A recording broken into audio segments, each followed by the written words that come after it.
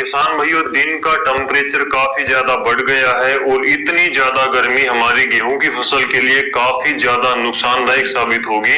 पिछले साल भी यही हुआ था कि फरवरी में ही भयंकर गर्मी पड़ गई थी और इतनी ज्यादा गर्मी होने की वजह से गेहूं का दाना सिकुड़ गया था, पिचक गया था, जिसकी वजह से गेहूं के प्रोडक्शन में 30-40% तक का डायरेक्ट नुकसान देखा गया था। इस बार भी सेम कंडीशन है। फरवरी में ही भयंकर गर्मी शुरू हो गई थी और मार्च में भी सेम कंडीशन है। तो इस गर्मी से हमारी गेहूं की फसल को कैसे बचाएं, दाने को सिकुड़ने से कैसे बचाएं, आज के इस वीडियो में हम बात करेंगे, जो कि चौधरी चरण सिंह हरियाणा कृषि विश्वविद्यालय हिसार के द्वारा एडवाइजरी यहाँ पर जारी की गई है कि गेहूं की फसल को मार्च में गर्मी से कैसे बचाएं। इसके ऊपर आज के इस वीडियो में हम बात करेंगे।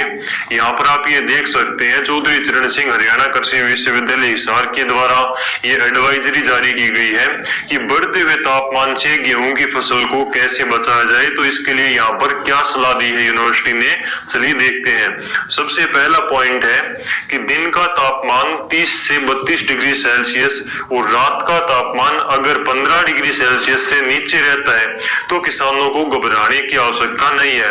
रात और दिन का तापमान मिलाकर अगर औसत 22 डिग्री सेल्सियस बनता है तो ये गेहूं की फसल के लिए अच्छा माना जाता है।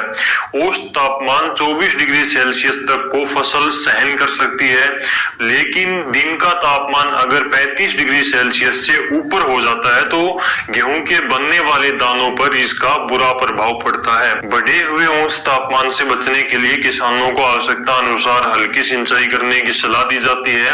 जब तेज हवा चल रही हो तो ऐसी कंडीशन में सिंचाई को रोक दें, अन्यथा आपकी फसल नीचे गिरने से नुकसान हो सकता है। जिन किसान भाइयों के पास में फव्वारा सिंचाई की सुविधा है वे दोपहर के टाइम में तापमान जब बढ़ जाता है तो ऐसी कंडीशन में आधा घंटा फव्वारे चला सकते हैं।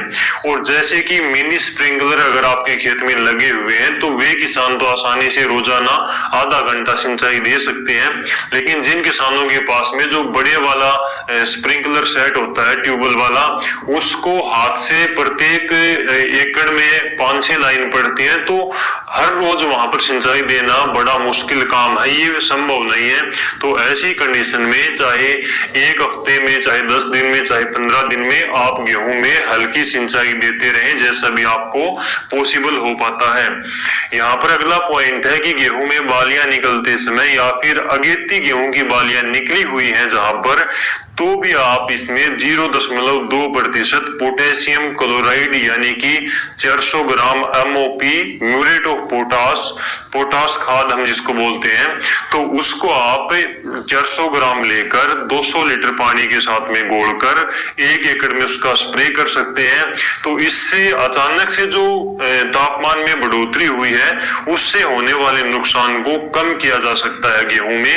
और पछेती बीजी हुई गेहूं में पोटेशियम क्लोराइड का छिड़काव यानी कि आप पोटास का स्प्रे उसमें 15 दिन के अंतराल पर 2 बार कर सकते हैं। ये जो लास्ट का पॉइंट है इसके ऊपर आपको विशेष रूप से ध्यान देना चाहिए कि इस समय पर चाहे गर्मी कम हो चाहे ज्यादा, लेकिन गेहूं की फसल में आपको एक लास्ट का जो स्प्रे है वो NPK 0050 का देना चाहिए। NPK 0050 में पोटास होती है। आप MOP के रूप में भी पोटास का स्प्रे कर सकते हैं, जैसा कि हमने पहले इसकी मात्रा की बात करी, या फिर आप NPK 0050 का स्प्रे करके भी पोटास की पूर्ति इस समय पर कर सकते हैं। पोटास से आपकी फसल में दाने का वजन बढ़ेगा, दाने की चमक बढ़ेगी, दाने का साइज बढ़ेगा, गर्मी का प्रकोप कम होगा, तो दाना सिकुड़ेगा नहीं। तो इस प्रकार से इस समय पर पोटास का स्प्रे करना गेहूं में बेहद फायदेमंद रहेगा। आपके उत्पादन में, प्रोडक्शन में जरूर इससे बढ़ोतरी आपको देखने को मिलेगी। और इसके साथ ही एक हफ्ता या फिर 10-12 दिन के अंतराल पर गेहूं में हल्की सिंचाई जरूर करते रहें, ये भी काफी बेनिफिट रहेगा आपकी फसल के लिए। तो इस प्रकार से इस वीडियो को दूसरे किसानों के साथ में शेयर जरूर करना, ताकि टाइम रहते उन तक